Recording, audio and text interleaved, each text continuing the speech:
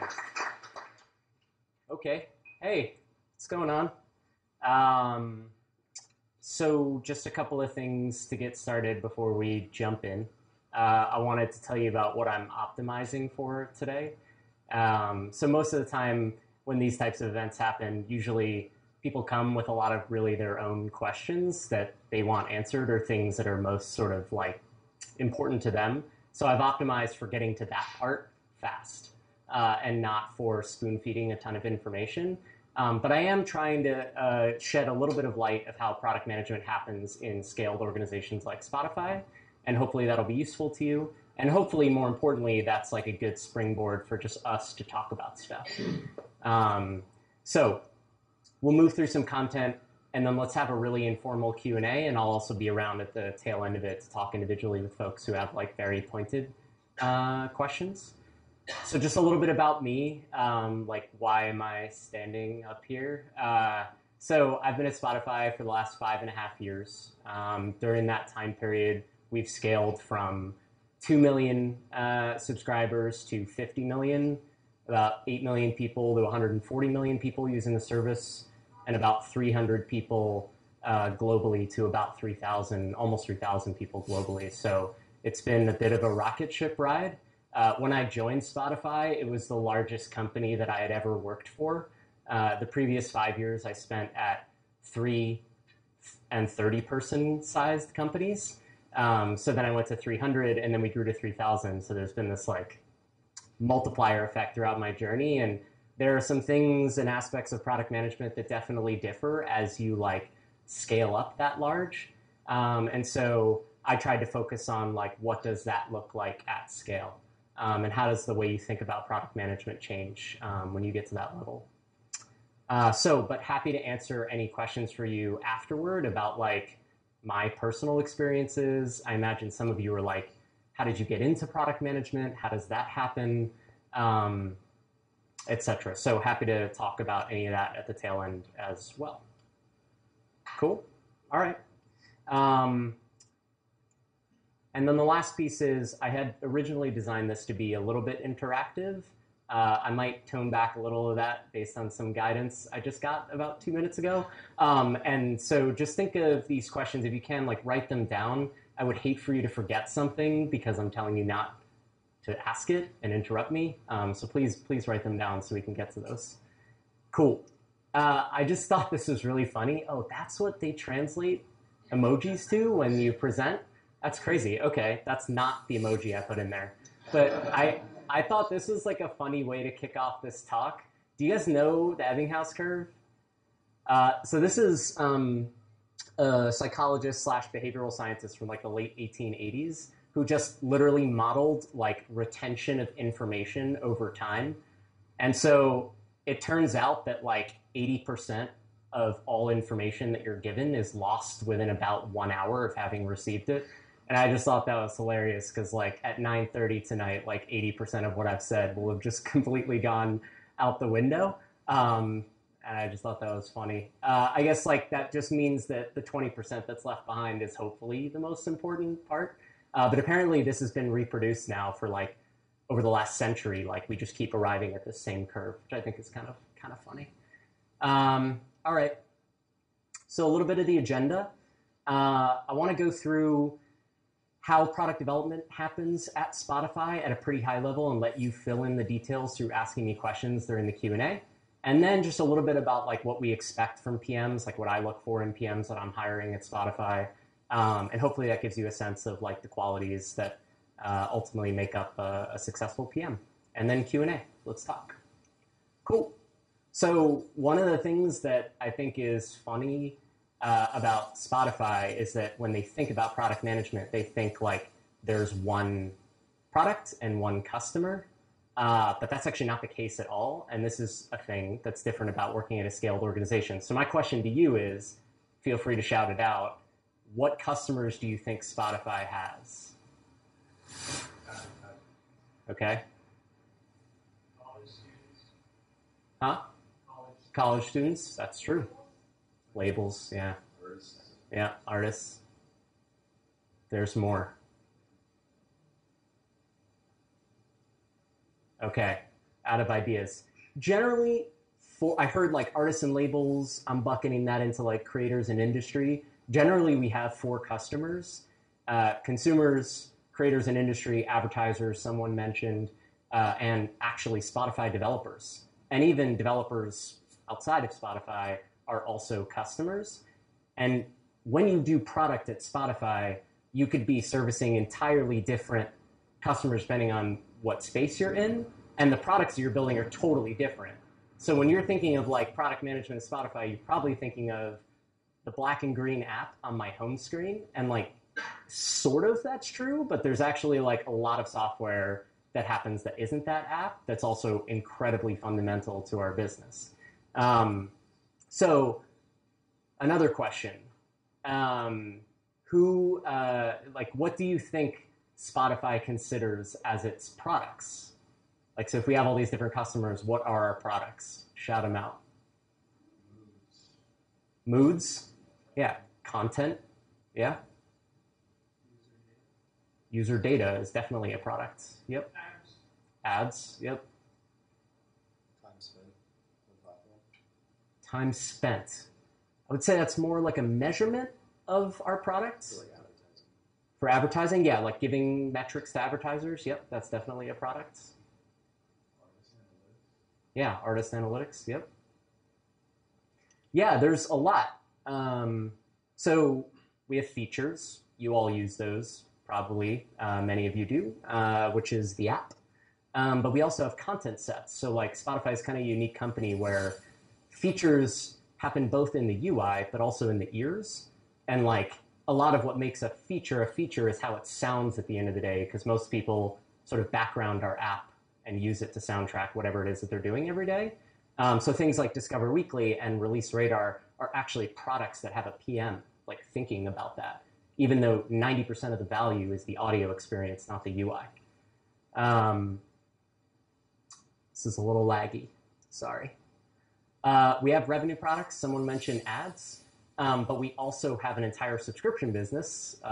So we've grown to 50 million subscribers, and that's largely through building products, whether it's payment processing innovation, whether it's upsells and figuring out where in a user's life cycle to like get people to convert, products to help us analyze habit paths to conversion. So entire analytics products that tell us like where we could be upselling and sort of figuring out what value propositions actually trigger people to convert more than others. These are all different products underneath the general category of revenue.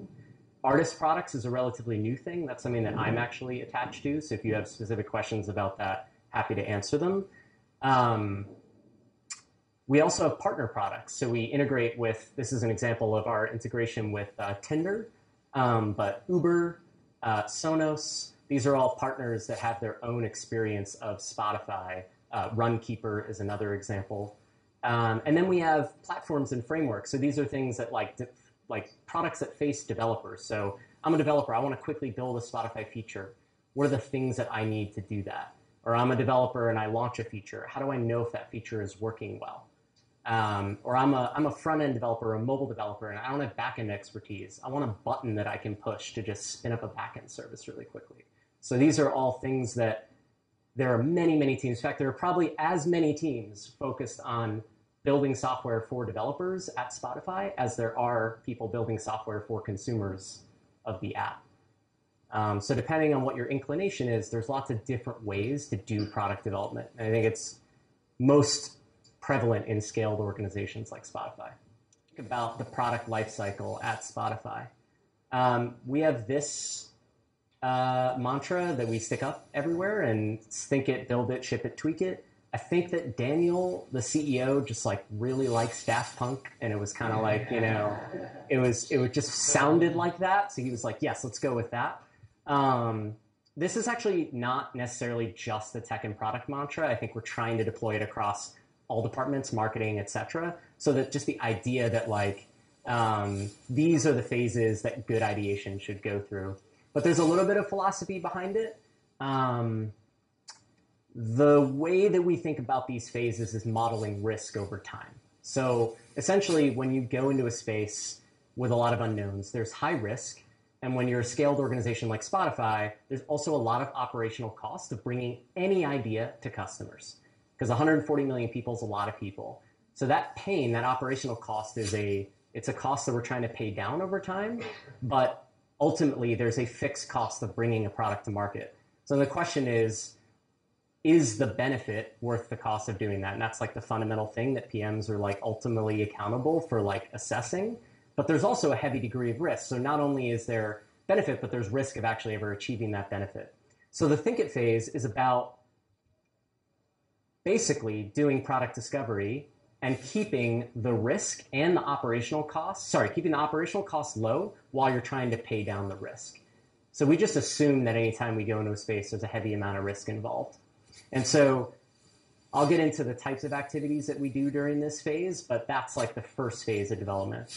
When we found value, that's when we take on the operation cost. So the think it phase is really about delaying the operational cost that comes with building any product to production to 140 million people.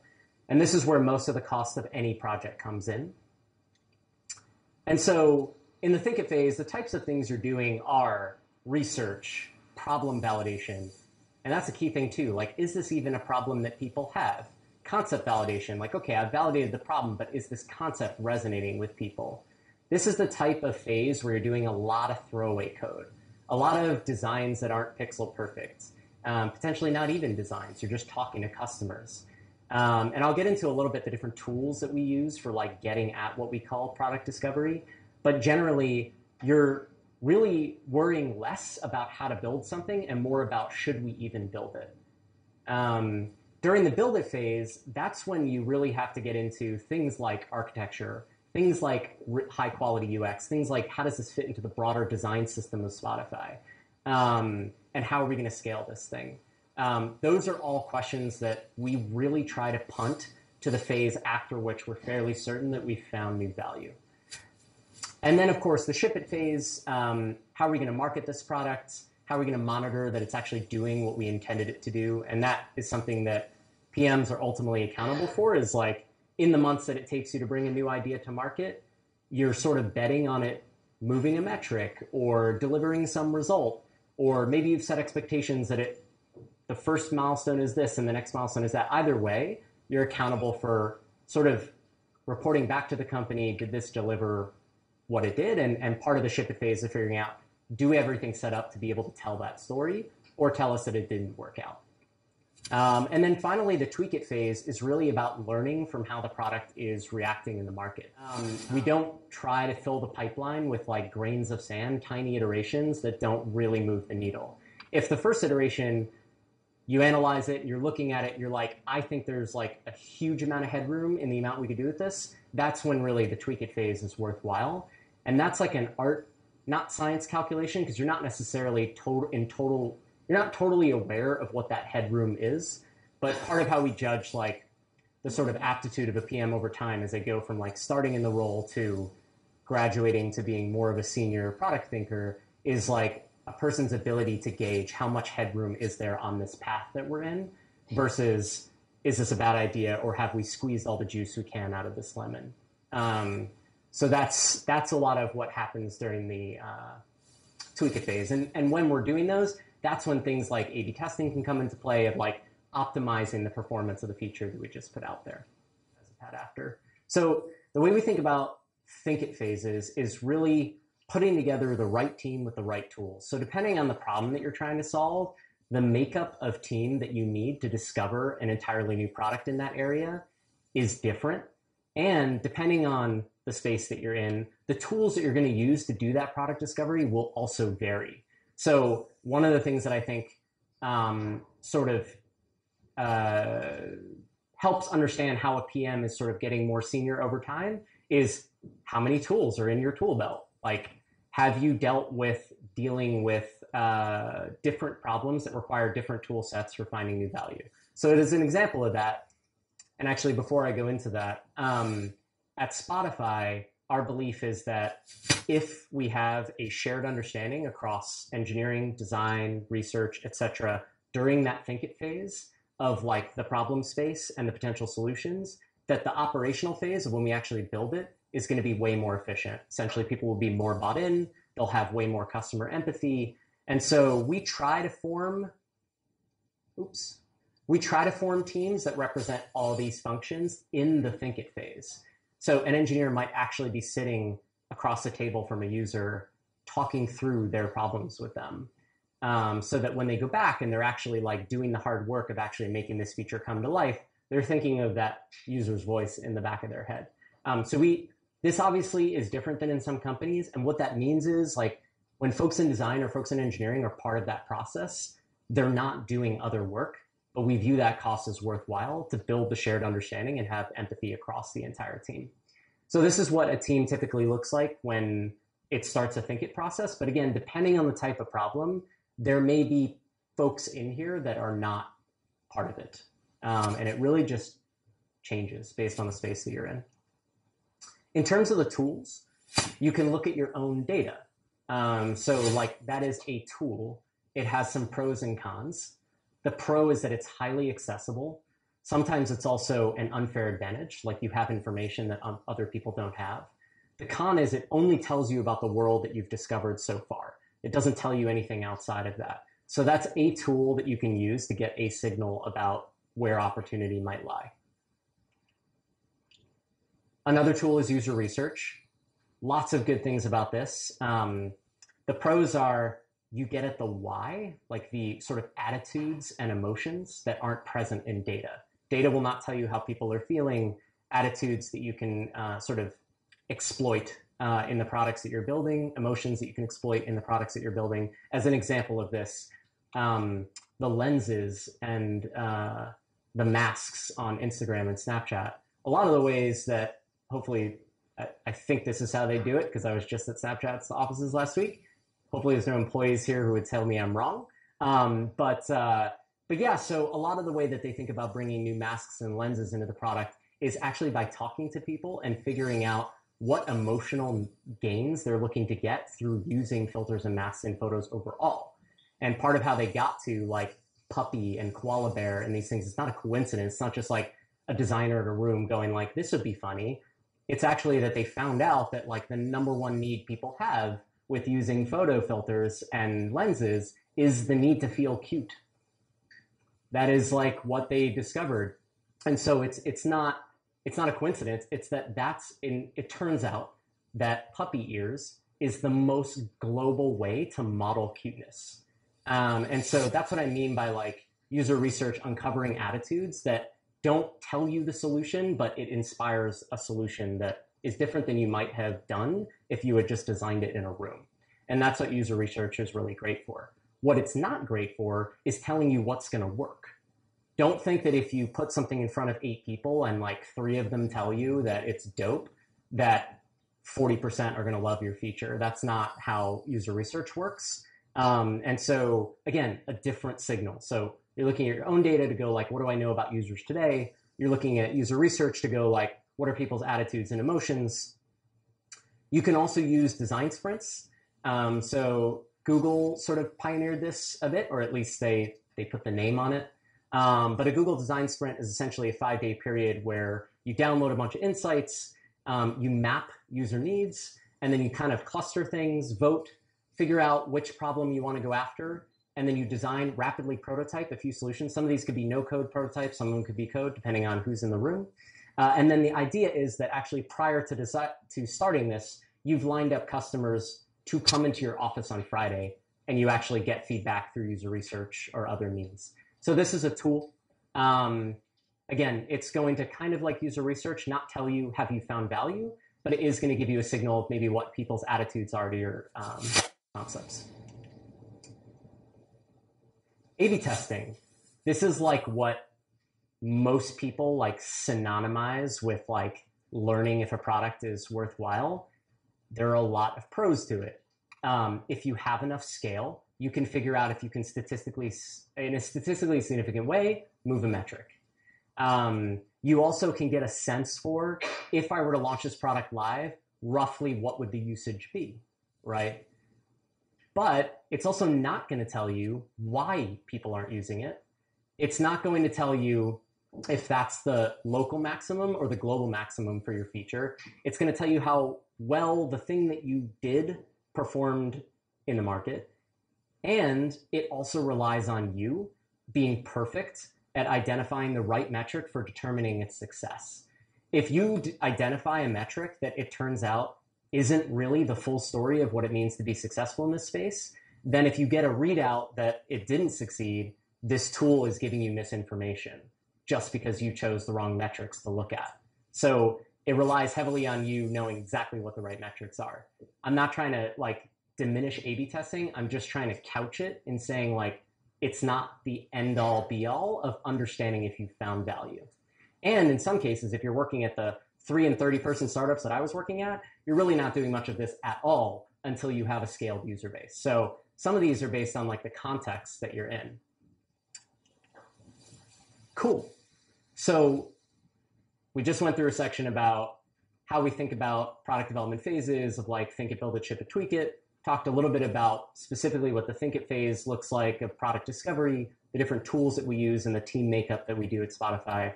I wanted to jump into a little bit about what we expect from the product management role, which I kind of touched on throughout the first part.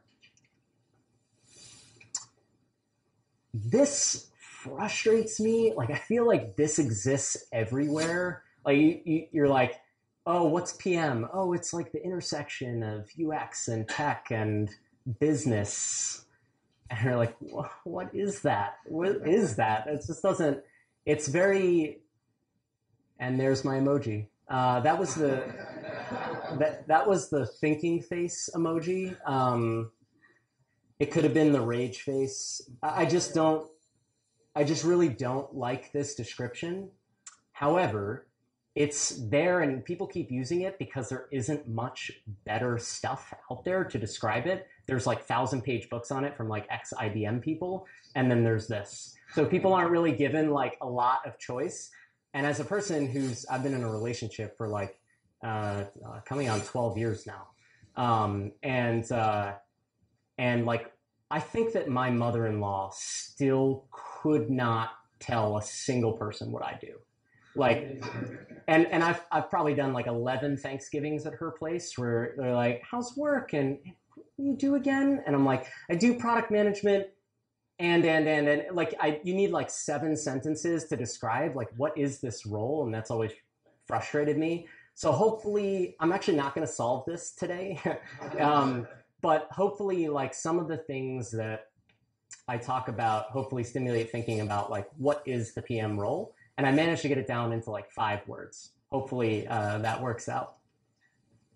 Okay, so product management at Spotify, this amorphous dark art that is impossible to describe to your mother-in-law, is really about 5 things. The first thing is product managers learn. They get a space that in some cases they know nothing about. In ideal cases, they know a bit about or a lot about. But either way, your knowledge in technology usually gets outdated about 12 months after you start working in it. So product managers are constantly learning, who is my customer? What do they need? How are those needs evolving? Period. Learning. Relating. If you're in a scaled organization like Spotify, there is a macro company strategy. Daniel has a 10-year vision of where we need to be going. The chief product officer might have a 5-year vision, and a PM is painting a 1 to 2-year vision of like where we're going within this problem space, right? And the thing is, though, when there's 3,000 people at the company, 1,500 of whom are in product and tech, there's lots of other ships moving. And so how well can you relate what you're doing to the broader company strategy and make sure that it ladders up to that ultimate goal that we're trying to do? That's a skill. The third is choosing. And I don't mean choosing like choosing solution. I mean choosing problem. PMs are accountable for choosing the right problem. Most of the time that PMs waste their time or they fail is because they chose the wrong problem. And so PMs are accountable for identifying the right problem. Solutions can vary. Executions can be failed or successful. I've had a mix of both. But choosing the right problem is really what you're accountable for. And that's based on being able to synthesize insights from all these different tools that I was talking about in product discovery and formulating an interpretation of those that feels inspiring and insights driven, like this is why this problem space matters and here's what I'm using to guide that decision making. But ultimately you are accountable for choosing.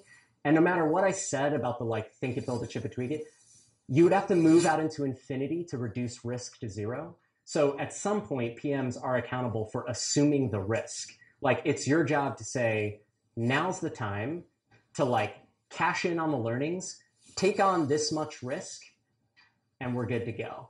And that decision doesn't have like a tool or a rubric or a framework for it. It's really up to the PM to be the person who says, we've now de-risked this enough, or we have strong enough beliefs that we're ready to move to the next phase. So that all I bucket into the choosing the opportunity part. And then the fourth part is framing. So as a PM, you're not writing the code, or you shouldn't be. You're not designing the software, or you shouldn't be. And so really what you're doing when you identify the problem is framing it, right? So the way I talk about framing, because it's like a weird thing, it's kind of dark arty, is like if you think about a problem and then you think about the solution, it's everything in between that. So it's like you're drawing a bounding box of the possibilities of what the solution could be. And then you're asking people that are better than you, the designers, the engineers, and others, to come up with the most creative solution possible that is feasible within the bounding box of those constraints. So examples of constraints are goals, right? So if you've identified a problem and you've said, this is what solving that problem needs to achieve, a solution that doesn't really feel like it maps to that goal doesn't fit within the box that you just drew, right? And it's your job to like make sure that the ideation and the creativity is being funneled into the constraints that you've set. And that's kind of what I think about as framing. This is also the part where you're storytelling and being a bit more inspiring to try to get the most out of your team. I think that another like dark arty thing about PM is that you're kind of judged by how much you can get out of your team. Like, and part of that is being inspiring, and part of it is some of the other things I'll talk about in a second. The last thing is pathing. So this is a verb that I think we might have invented. I'm pretty sure that's not a word. But pathing is essentially choosing the right path to get from point A to point B and being very astute about what the key milestones are from where you are now to where you're going. And those are also going to vary based on the amount of risk you've assumed and the type of project that you're in. I'll give an example of what I mean. So if you're working on something that has never been done before, there is no comp for what success means. Part of the pathing is figuring out, how can I show that I have found value along the way? And how can I give us the option to move and pivot with these discrete milestones, such that if the wind changes and like the market totally changes and now Apple moves in and does something or whatever, like you've given yourself outs along the way to pivot. That's like one skill in pathing. Another is like expectation setting about like what you can actually deliver at each milestone of the project. And what I mean by that is like, if you've set a goal, you don't want to be promising that like some milestone towards the goal is going to deliver that goal. You want to actually be setting expectations about what you're meaning to achieve at each phase and what the learning goal is or what the metrics goal is. So we can talk more about specific examples of that, but pathing is essentially just, some people call it road mapping, but it doesn't require producing a roadmap document. It requires just being vocal and transparent about the phases you're going to go through to get from where you are to the vision that you've set out for the team. And we define that as being uniquely different than the accountabilities of tech and design. And this is different than in some other companies. So tech is at Spotify fully accountable for delivery. Provided that they have agreed to the plan, those commitments become their accountability. Obviously, product is going to do everything possible to help with that happening, but ultimate accountability stands on tech. And product is there to help facilitate a healthy environment. On the design side, This was difficult for me because I love tinkering with design, and I come from a little bit of a background of having done some of that stuff. And like when I joined Spotify, our approach to design at Spotify is that really like product does not do design work. I mean, I may whiteboard with a designer every now and then. I may sketch things up and throw them out, but I am not designing the software. I rely on my design partners to come up with the best user experience for solving the problem. And and user experience is not visual design. It's not mocking it up. In some cases, it's literally solutioning it. Like if there is a problem, UX and engineering are creating the solution. I'm not saying this is how we're going to solve the problem, which is like a much more elevated role of design than you might find in other organizations, where design is actually like translating ideas into visual comps. That is like the last step. Yeah, sorry.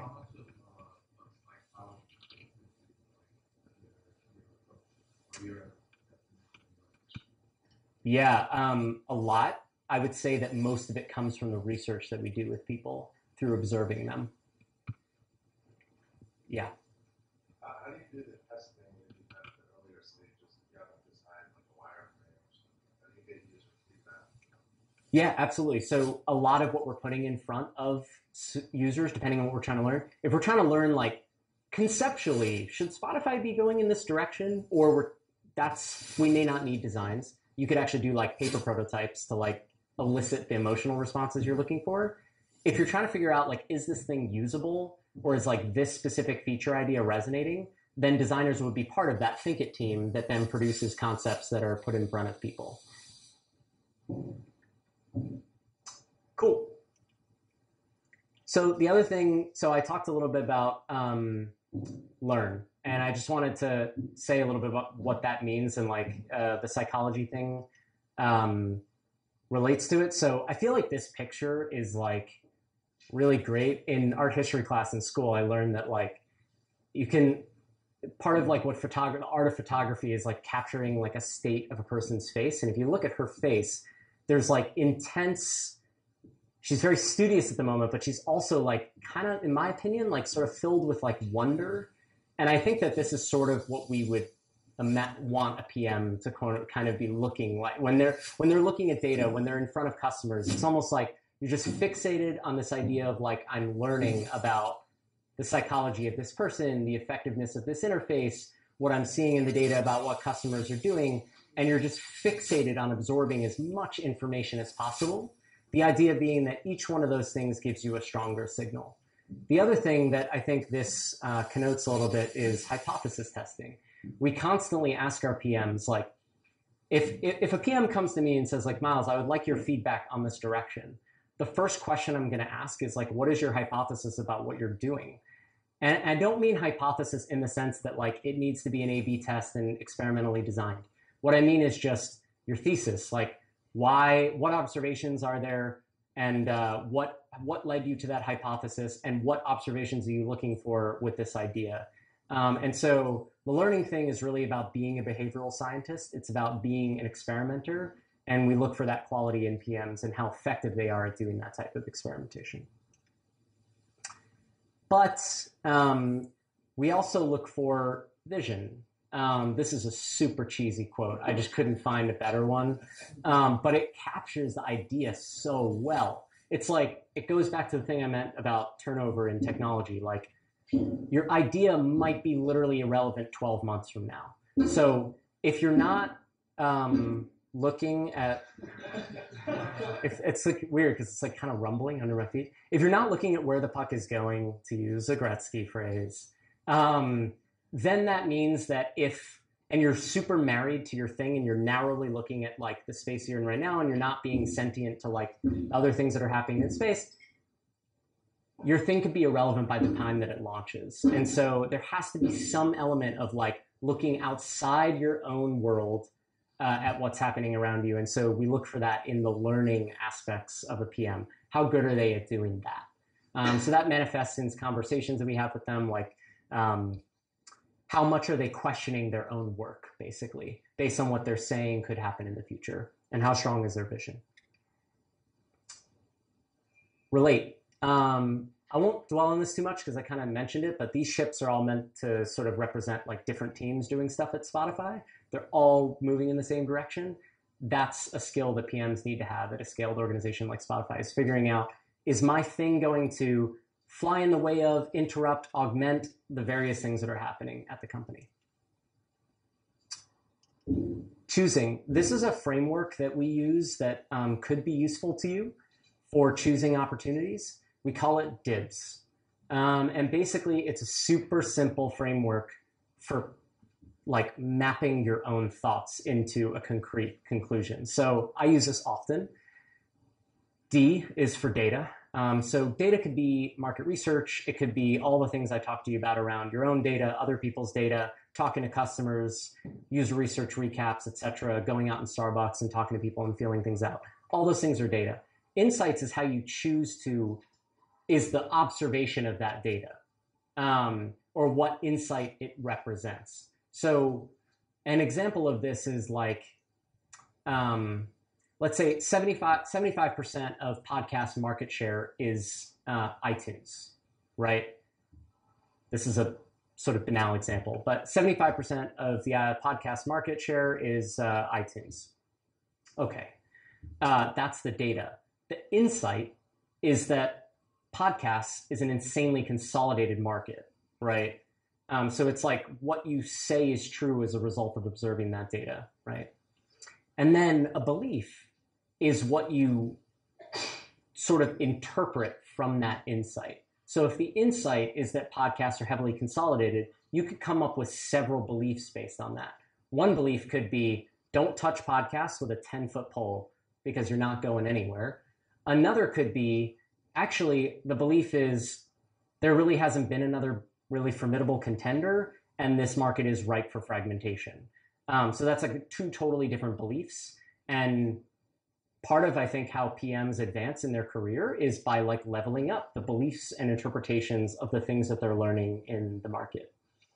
And it's really important, I think, as a PM that you separate your own beliefs from any individual execution. This is something that I fucked up a lot early when I was doing PM, but basically I was too often synonymizing the belief that I had with the specific direction that we were going in, which meant that if that direction failed, somehow that was attributed to the belief, even if the belief was correct all along.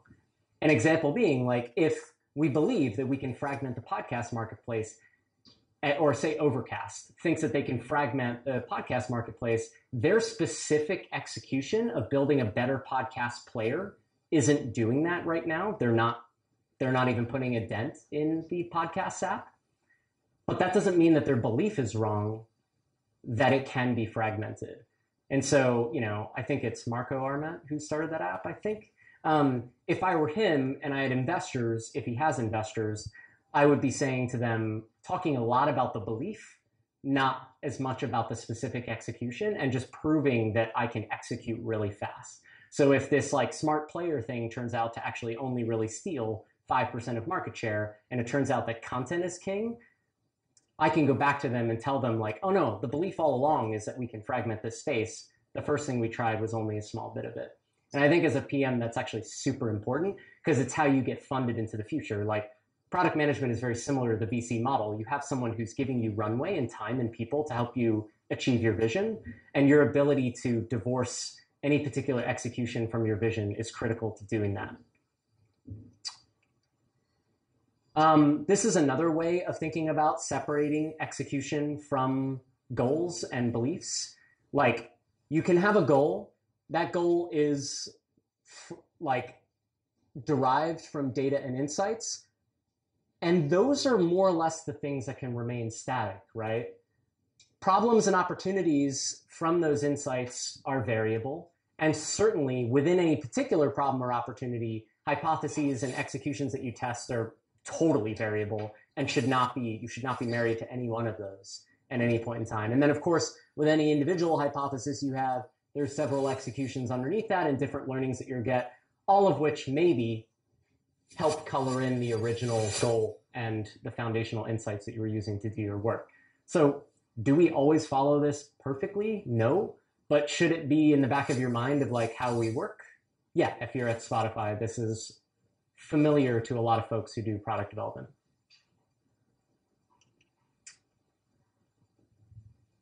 Framing. I talked a little bit about this earlier. This is that distance between problem and solution, narrowing it just enough such that you know that any solution that could come out of your team is goal aligned, but not so much that you're prescribing the specific solution itself. And this is most radical at Spotify. Again, like I said, a lot of PMs at Spotify have to like unlearn this thing of like, oh, I got to be in the details on like how feasible it is and how we do it and all the tech. Or I got to be in the details on the wireframe or the mock or whatever. Actually, you need to not be in any of that. And you need to just be really good at facilitating strong creativity from the people that you're working with. And so that is where framing comes in. And the path. The only thing I'll say in addition to what I've said already is we have this term at Spotify called the delta. And while you're pathing towards your goal, PMs are expected to be the delta between what the team is currently doing, pacing towards. If you imagine like a linear path from where you are to your goal, if you're down here, the PM is the delta between that. It's acknowledging that we're not pathing at the right pace. The team isn't healthy. The problem isn't well stated enough. The goals aren't clear. The constraints aren't tight enough. Anything that could help the team pace towards the vision and the goal faster and better, the PM is expected to be that delta. And the best and most creative ideas within a problem space. Maybe there are other tools and processes you could be using to do that. So PMs are always having a gut check, like, how are we pacing towards this vision, and how can I acquire a skill or learn something to be the delta to get us to where we need to be? And one of the funnier ways we describe one aspect of the delta is bring the donuts. Like, I think people need someone in software development, which is like fraught with like insanely torturing uncertainty. Someone needs to bring the donuts to make people smile and be like, I'm happy to be here. And like, it's okay that this thing that we discovered is like way harder than anticipated is something we're wrestling with right now. Or that first test that we put out failed, that's okay. And I think that bring the donuts is both a literal thing you could do, but a metaphorical thing you could do, just any way to like bring smiles and health to the team that you're working with. So yeah.